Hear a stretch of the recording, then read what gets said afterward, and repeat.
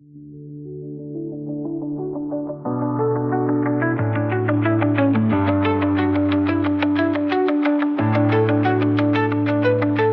Aries, your February 2026 on the screen now is your event chart.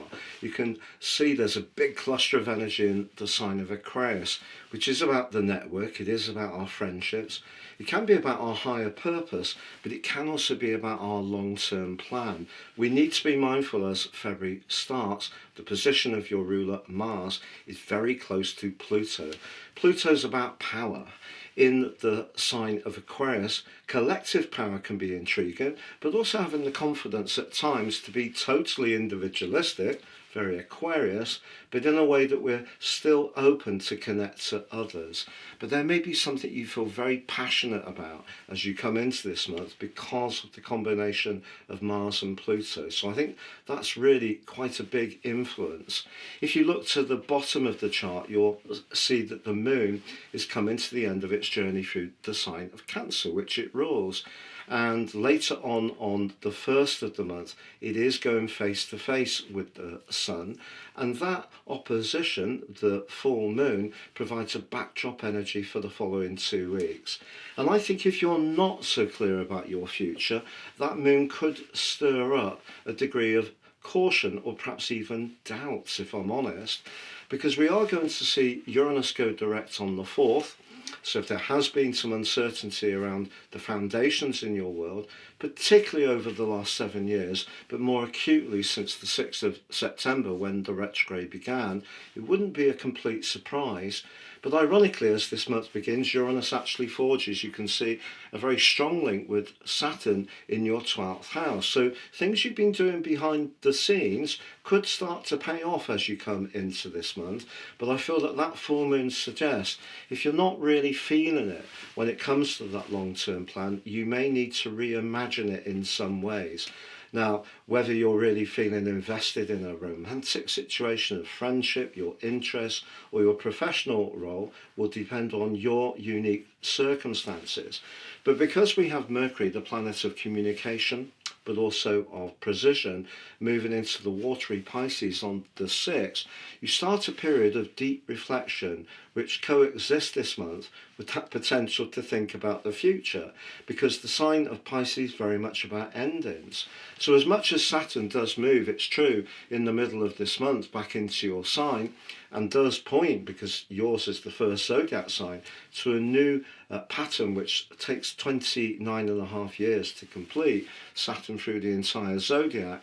Although that seems to be about new beginnings, Saturn is actually the planet of outcomes and culmination. So I think the new beginning doesn't necessarily give us the results. So I think there's a degree of idealism and friendship potential at the start of this month, but as the month goes on, Venus follows Mercury on the 10th, diving deep into Pisces. You're going to want to just draw back a little bit. Yes, you can be still linking to people, but I think it needs to be the people that you really can trust. And if there are some fair weather friendships, unfortunately, I think they could come sharply into focus as this month evolves. Not least with the solar eclipse on the 17th, the first in a new series in Aquarius, which is an air sign. We're going to have a lot of Aquarius energy over the next 1.5 to 2 years, because we have the North Node arriving in Aquarius at the end of July. And that is very much about how we can collaborate. But it's also having the confidence to be individualistic within any team or cooperative situation. But because that solar eclipse forges such an abrasive and, quite frankly, unsteady right angle with Uranus, if you're not feeling it when it comes to your finances and that long-term plan, over the following 6 months, you may have to work at trying to rework what that plan might be, and that could feel rather unsettling. And then on the 18th, because the solar eclipse occurs so late at 28 degrees, the 6th successive new moon, technically at 28 degrees of a series of 7, which in itself is incredible synchronicity. On the 18th, the Sun joins Mercury and Venus in that 12th house. And that need to step back a little bit and just think deeply about things is going to be amplified. But the 20th is the aspect that a lot of people will be talking about, a lot of astrologers, Saturn conjunct Neptune. And for sure, it hasn't happened since 1987, the Berlin Wall came down. What's going to come down or evolve or change now? Well, we saw last year with Saturn and Neptune in Aries a much harsher attitude to people who had perhaps vulnerabilities, challenges, perhaps at times maybe a little bit less forgiving. So the potential for that kind of energy to manifest itself is going to be there. But I feel the potential for confusion is amped up from the 26th with Mercury's retrograde. Mercury already detrimented in Pisces. Pisces is very ephemeral, it's watery, it's opaque, it's sensitive. It can be amplifying, but it also can be in some ways rather subjective. So Mercury going retrograde here, you might start thinking a lot about something from your past, whether it's a partnership, something that happened that wasn't easy. And in some ways, if you embrace the energy of that Mercury retrograde productively, you can make it work for you by going through a deep review.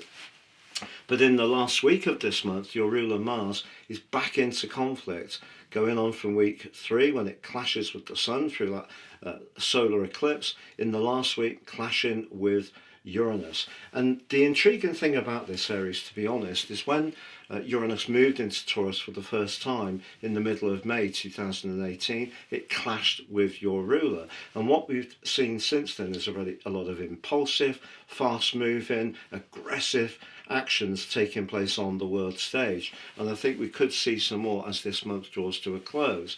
But ironically, a beautiful link between Venus and Jupiter as the month closes can be very uplifting. If you do have a reconnection with someone or talk through something of a deeply personal nature, perhaps to a life coach or a counsellor or a trusted friend, you can release something that perhaps has been anchored within you in an unhelpful, energetic way for longer than may have been obvious. And also Mercury in its retrograde does meet with Venus as the month comes to a close. So that potential for reunions, reconnections. So isn't it ironic that we have Saturn and Neptune together in your sign from the middle of the month? They're in a conjunction for the second 2 weeks of February. It's really ironic that as that's happening, we have all this Pisces energy, which in some ways can encourage you to let go of what's no longer working for you and bring something to a big closing point.